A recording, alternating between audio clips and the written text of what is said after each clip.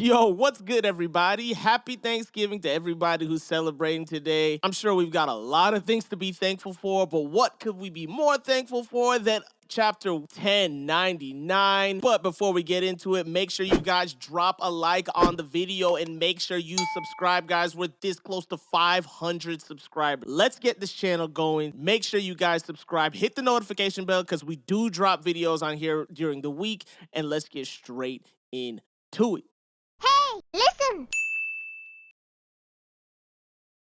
So the chapter picks up where we left off last, and Kuma is going to rescue the people that are getting burned in their homes because this jerkwad King Bakuri decided to return and implement the policy of the East Blue in the Goa Kingdom, and he decided to burn all the poor people right where they live. Super disgusting. And this man, King Bakuri, is basically keying to himself inside the palace, basically saying, listen, this is for the greater good. There's nothing better than a clean town free from garbage. And as the people pour into Kuma's church, of all the places, this is where they go to get healed. Of course, Bonnie's a little shaken up, but Kuma's not done yet. This man goes straight to King Bakuri, straight to the castle, and this man does a giant Ursa shock and destroys the entire castle. From the narrator, he says that this incident will later be known as the one-man revolution. Kuma is such a badass, bro.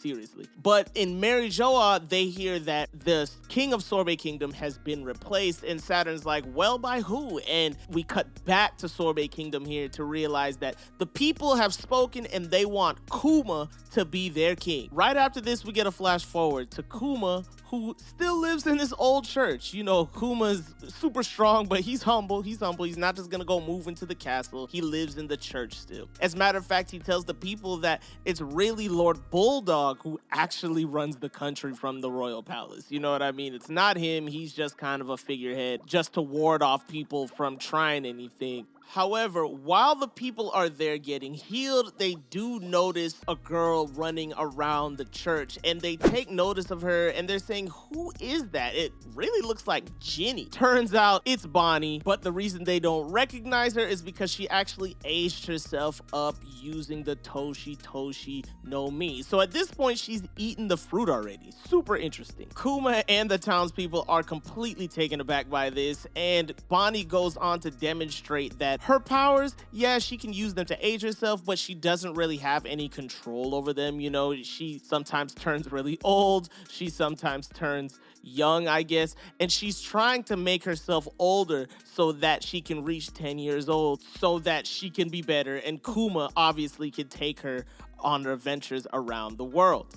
Just as a quick note here, the cure was definitely not in the Toshi no Mi, right? So Bonney is still sick with the sapphire scale. It's not another law situation where as soon as she gets the devil fruit, she's cured. She's still sick. But anyways, the former Lord Bulldog actually shows up at the church, and he wants to inform Kuma and Bonney that his mother, the former Dowager Queen Connie, is actually on her way. He also gives them a news article clearly doctored by former King Bakuri that says that Kuma was responsible for burning the villages in the Sorbet Kingdom, and he used the arm of the world government in order to come out and smear Kuma's name. Now Kuma's getting blamed for what he did. I gotta say, King Bakuri, he is like the worst kind of cockroach there is, the ones that just do not go away. But the townspeople basically, they decide to revolt. I mean, they do not want King Bakuri back, and for good reason. But they go on discussing what will happen when he comes back, and Kuma says, listen, I'm not letting him come back here. He's definitely gonna pay for what he did. However, when he does do that, Kuma will be a criminal. That means the world government's eyes will be on Sorbet Kingdom constantly, and that he can't stay here. So in order to make that happen, he has to let King Bulldog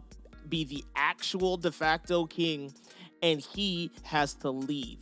He's asking Bulldog to please take care of Princess Bonney while he's gone. And this is super sad. You can see Bonney doesn't even really understand here, right? She's practicing turning into an old lady by looking at Queen Connie, but you could tell that Bonney doesn't understand where Kuma is going. And Kuma's telling her, listen, I'll definitely come back and visit you every now and then, but this is just a super sad situation. We flash forward only to see that Kuma decided to take the battle to King Bakuri and the Navy, and he decided to go out there on a single ship and meet them in battle. Yo, this man Kuma is top tier. I know I've said it 100 times, but he is top tier. King Bakuri spots him and says, yo, kill him. He's the one that took the kingdom from me, and he'll do anything to be a tyrant. Kuma destroys the entire fleet.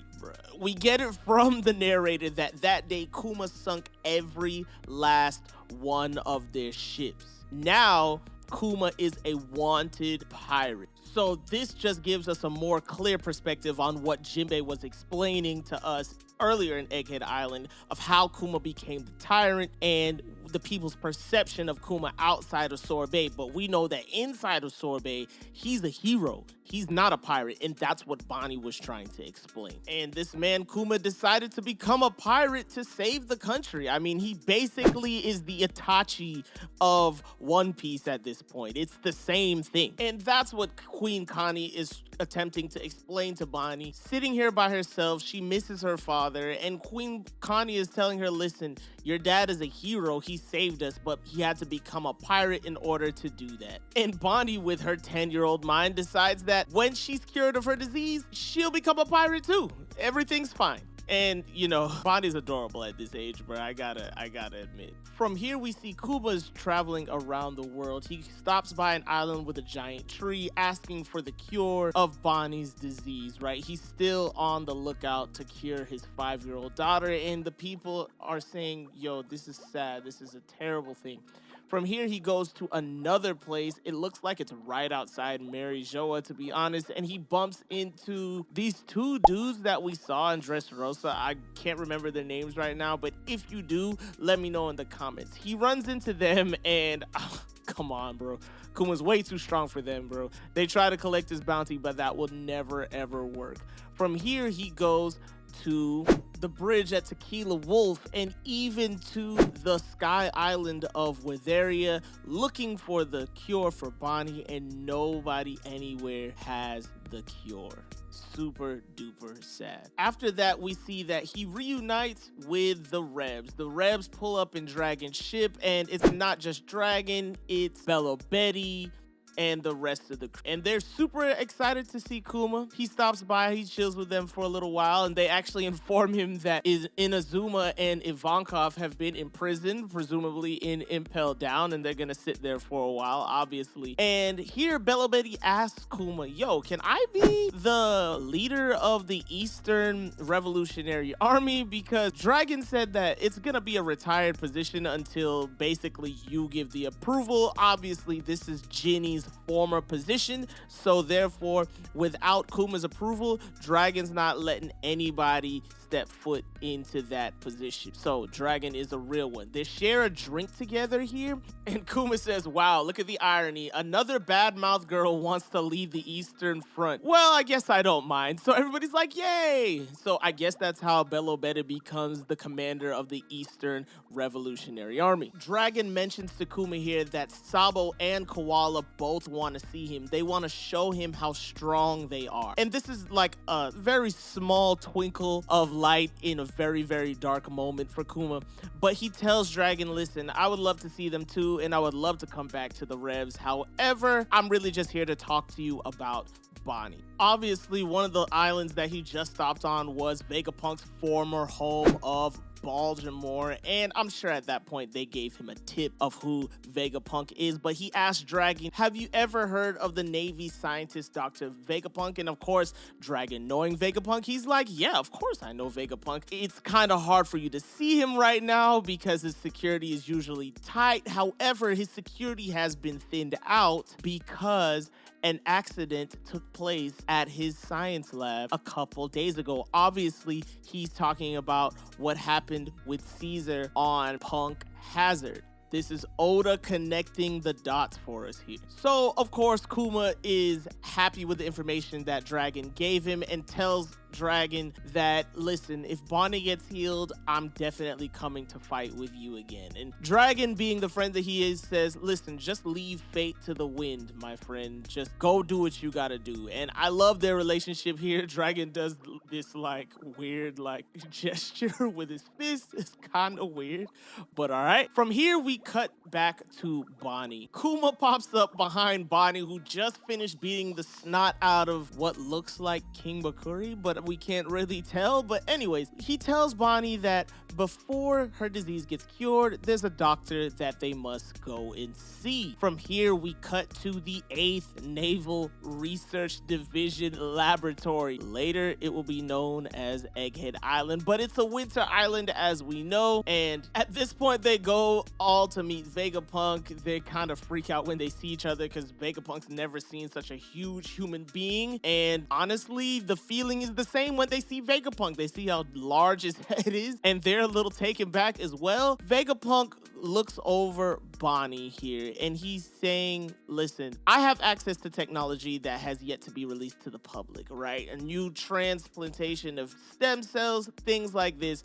Super expensive, super time consuming. However, it's all for the sake of science. While he's running tests on Kuma here, he notices that Kuma is in fact a buccaneer race, and he's so astounded, he's so taken back that he honestly offers to cover all of Bonnie's expenses so long as Kuma allows him to basically become a clone for his pacifista program. And I mean, that's a little messed up, bro. You can't just cover Bonnie's medical expenses. They came all this way, bro. Like, you're still bargaining with them? Gee. Kuma's a little curious as to what Vegapunk plans to do with his blood, and Vegapunk explained, listen, I'm gonna make you into the hero that protects innocent civilians.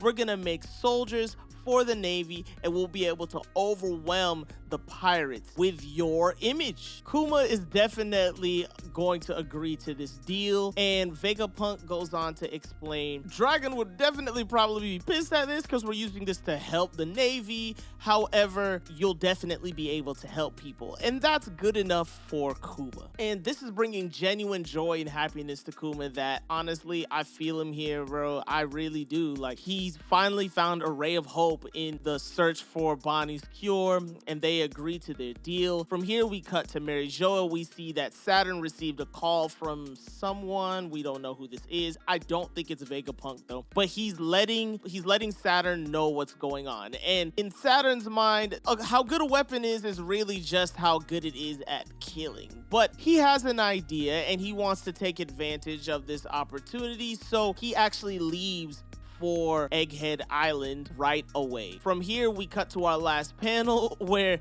both Kuma and Vegapunk are sharing a laugh about the future warriors that they're about to create as they agree on their deal. Both of them just want to make the world a better place. And that is the end of the chapter, guys. Yo, we are getting to the conclusion of this Kuma flashback, the conclusion of this tragedy. And of course, we got Saint Saturn on the way to Egghead Island as these two laugh it out. So let me know what you guys think about this chapter. This chapter was kind of lengthy one. I feel like Oda kind of did that on purpose because the manuscripts weren't finished for the last chapter, so shout out to Oda there. But nah, this chapter was great. Honestly, I enjoyed it. I enjoy seeing Kuma's journey. Let me know what you guys think down below. Obviously, drop a like on the video. Make sure you subscribe. Let's get this channel going. Happy Thanksgiving to everybody who's celebrating out there. Eat, but don't eat too much. Don't be like me. Stay safe, stay healthy, and I will catch you guys next time. Peace.